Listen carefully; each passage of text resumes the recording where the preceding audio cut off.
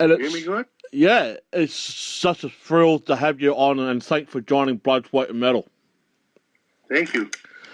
And I am going to call you Peavyʼ because that's your nickname. It's Peavyʼ Wagner from the band Rage. Man, it's absolutely awesome just to hear your voice for the very first time on our show. And you got a new album coming out very, very shortly as well. We're going to talk a lot about that and the history of Rage. But The Devil Strikes Again is coming out in the springtime. There was a lot of hard work involved in that as well. Plus, you got a new type of era that started a few years ago. I want to talk about that era just for briefly before we get into the album.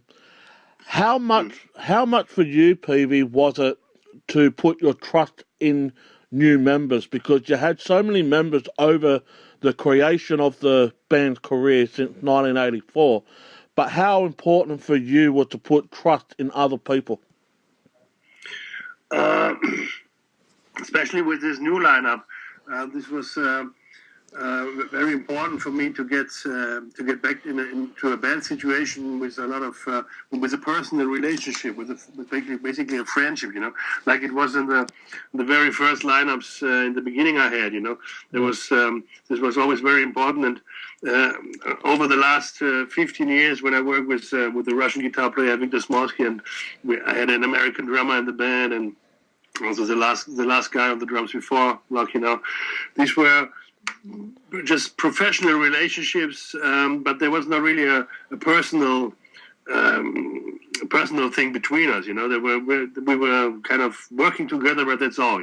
And this was okay for a while, for a couple of years, as long as there was enough respect among each other, But it was getting lost over the years a little bit, like this always, how the things work, It was getting lost a little bit, and now in the last years, it really was getting painful, It was really not nice anymore to be out with the people on tour, for example, when you have to hang out with the people for 24 hours a day, and then you don't really like each other anymore, like sick of each other, Yeah. So how can you do music under these circumstances, So I realized by the end of 2014, I just realized I have to do something about this, otherwise I would lose it, I would just do harm and damage to the band, which was absolutely not what I wanted, because you can imagine Rage is my life, This is way more for me than just a job or whatever, Actually, it is not a job at all. It's like I said, it's my life.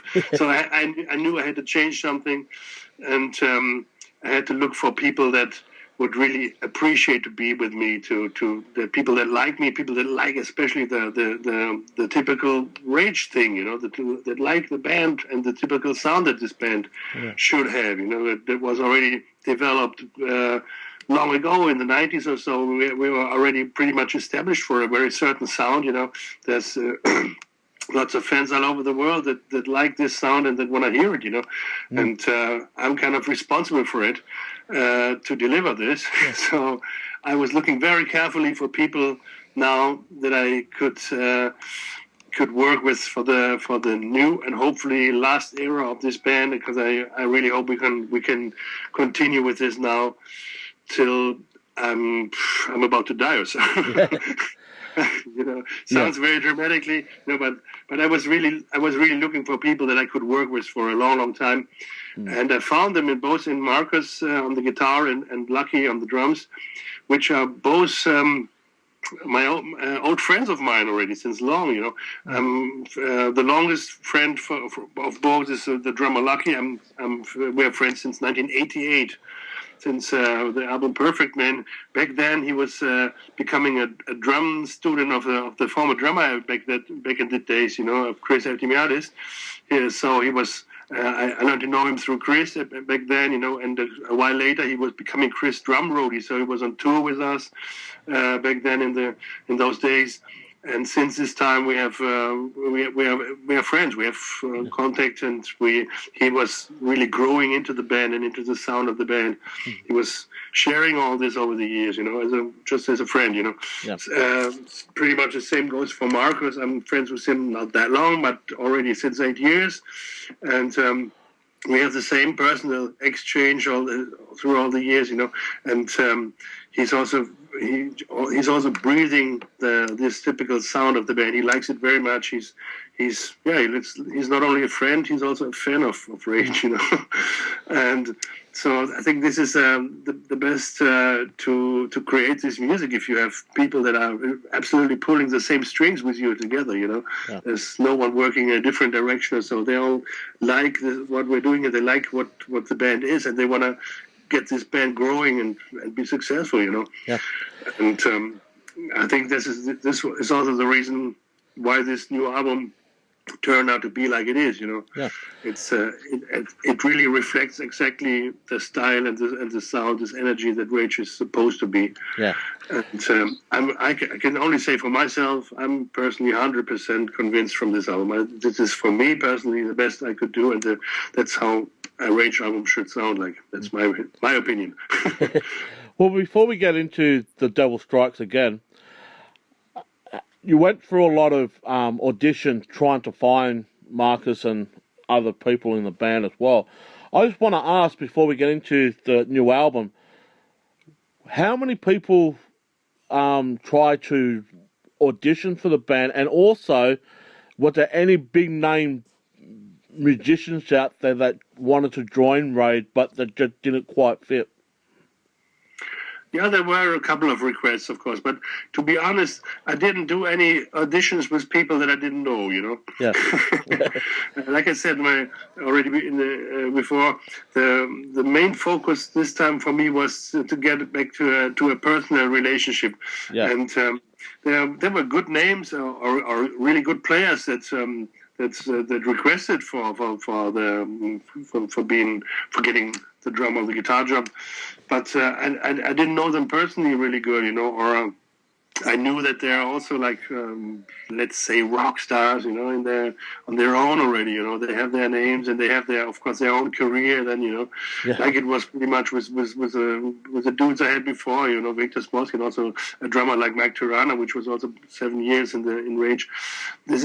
It's nice to have this kind of stars playing with you, but it's also very problematic in a way, because they are not really trying to play for the band. They're trying to play for themselves and to get their own career going, Yeah. So I didn't wanted to have this anymore in the band. That's why I didn't audition with these people, I knew pretty much that I don't want to mention names right now, Yeah, that's a go. But if you rehearse or if you audition with drummer so-and-so, which is already really good known, Yeah. I can imagine how this would sound, because I know how this guy plays, and he's absolutely capable. He's really a good player.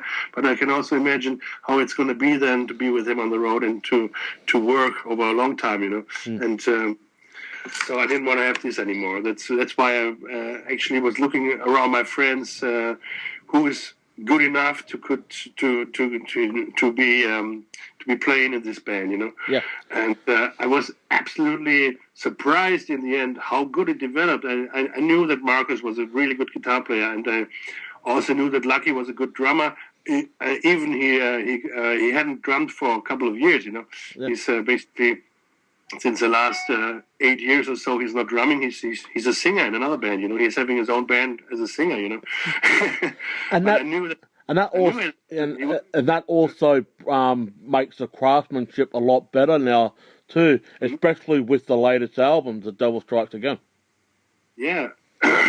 This is also a nice aspect next to them being good players. They're also both really good singers. Yeah. They're lead singers in their own bands that they had before, and still doing, besides of Rage, their bands. For Lucky, his own band is called Tri-State Corner, and Marcus is doing Sound Chaser as his own band. Yeah. And they're both really good and experienced singers. And we have actually three great singers in the band, which of course makes it, especially live, it sounds way better than ever in the past. You know, it's when you have three real voices, it's just more natural than when you're like singing together with playbacks and shit like this, you know, which was unfortunately in the past the case. So, that's what makes Rage so great, because this album's The Strikes Again. It's got 10 singles on it from top to bottom, but it's also dynamics, the great music that comes out of Germany and Europe, especially the bands like Halloween, Accept, like the Udo era, and also, but this is your testimony, this is your DNA, this is your personal story across to the fans. And what I get out of The Devil Strikes Again, you did it your way. You're not trying to copy or replicate anybody else. Your Rage, and that's the way it's going to be. And from top to bottom, this is an outstanding album. Thank you very much. Absolutely. I described this 100%. But I want to say, with the tracks like My Way, which I personally think is a great song as well, that's a testimony and a foundation. In my opinion, I thought that should have been the first single off the album, My Way, because you're doing it your way. But The Devil Strikes Again is the official first single off the album. No, you're wrong. Yeah. My Way was already released in February as a single. Yeah. And then the final curtain and War and so forth, that all blends in together. It's like a great recipe for great heavy metal. Thank you. Yeah. Thanks. So I want to ask, in a bit more dynamic question about the album, how did you make this album, The Devil Strikes Again, to follow through the era of the whole Rage? Because before this album, there was an EP. Now this is a full-length album. So how did you try and make this an album instead of an EP, so to speak? This EP, this was a decision of the record company to make an EP out of this. Firstly, My Way was just released it was the idea to have a single out, because we were already touring all over Europe here. And by the end of January, we started touring already, and we knew the release of the album is quite far away. And we need something out on the market to just show the fans how Rage is now, you know, with a new lineup, you know. That's why we decided to release My Way, and of course Nuclear Blast made an EP out of this, and but it's meant to be the first single of the album. Well, see, The Final Curtain, in my opinion, is more of a encore type of thing, and it's just a great thing, because when I look at many huge bands like Iron Maiden and Judas Priest, so forth, The Final Curtain will be the encore. But this is not an encore. This is another chapter, another beginning for you guys. Sure. I hope so. I hope we can still do this for long now. Yeah. We are full of ideas, and we already started to write more material for another album already, which is not needed right now, I know, but we're just so full of ideas, it's just coming out. We just have to put it on tape because we're just convinced of what we're just doing right now, you know. And the funny thing about this album too, I see the last song off the album, The Dark Side of the Sun, was that a little bit of a tongue-in-cheek type of thing to Pink Floyd Dark Side of the Moon? Because they released that back in the 70s. Now this is an album from Rage. The last single is The Dark Side of the Sun. I mean, I find it a bit of a tongue-in-cheek type of thing. Yeah, of course. It's a kind of, you know, such a thing like The Dark Side of the Sun. This is not existing, you know. Yeah. So it's a kind of word game, surely. And for me, it's like has a meaning that I'm talking about a place that's not existing. Means like in this case, this is quite dark lyrics, you know, about. The beyond, you know, about my fears, what's coming after death or so, you know, and where do I go back then, you know. probably to a place that's not existing also. So this was a kind of weird and unrealistic nightmare ideas or so, you know. And I came up with this title, of course, like a little bit like a word game, you know. Yeah. Well, just one final question before I wrap it up. We only got 15 minutes, thanks to Nuclear Blast, for this interview. Yeah, I have tons of interviews following right after each other. Yeah. What are the plans for Rage after the album comes out? Any plans of coming to Australia? Yeah, actually, we have offers from Australia. There's interest from live promoters.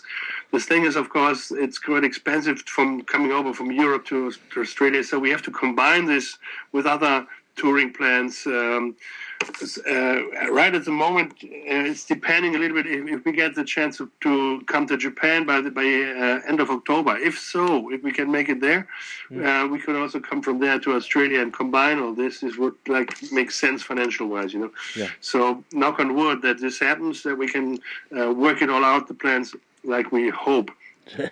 Well, me and the band, we would really looking forward 100% to come over to Australia. This is the last continent on Earth, and we haven't been so far in all these years, and I really want to come over there, meet the fans and see what it's about, you know.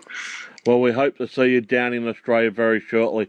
But for the fans, Rage, The Devil Strikes Again will be released via Nuclear Blast on the 10th of June this year. And we want to say thank you, Peavyʼ, for joining us, and it's an absolute pleasure. Thank you very much. It was a pleasure for me also. Thank you, and keep supporting. We will. Thank you. Take care. Okay, take care. Bye. Bye. Bye.